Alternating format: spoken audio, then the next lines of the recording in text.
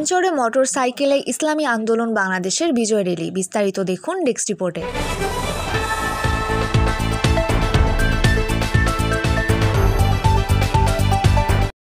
চাঁদপুরে 16 ডিসেম্বর মহান বিজয় দিবস উপলক্ষে ইসলামী আন্দোলন বাংলাদেশ হাইমচর উপজেলা শাখার মোটরসাইকেল যোগে বিজয় র্যালি অনুষ্ঠিত হয়েছে। সোমবার দুপুরে উপজেলা স্বাস্থ্য কমপ্লেক্স গেট থেকে ইসলামী আন্দোলন বাংলাদেশ হাইমচর উপজেলার সভাপতি ডাক্তার মাওলানা মোহাম্মদ শফিউল্লাহ ও সাধারণ সম্পাদক ফখরুল ইসলাম শিমুলের নেতৃত্বে শতাধিক মোটরসাইকেল নিয়ে উপজেলা সদর আলগী বাজার, ঢেলের বাজার, বাংলা বাজার, গাজীর বাজার, রায়ের বাজার, জনতা বাজার, হাইমচর বাজার, চরভৈরবী বাজার সহ বিভিন্ন এলাকায় মোটরসাইকেলে বিজয় র্যালি অনুষ্ঠিত হয়। এ সময় নেতাকর্মীরা স্লোগানে বিজয় দিবসের শুভেচ্ছা জানান এবং তাদের দলীয় স্লোগান দেন। র্যালি শেষে 1971 সালে স্বাধীনতা যুদ্ধে শহীদদের আত্মার মাগফিরাত কামনায় দোয়া অনুষ্ঠিত হয়।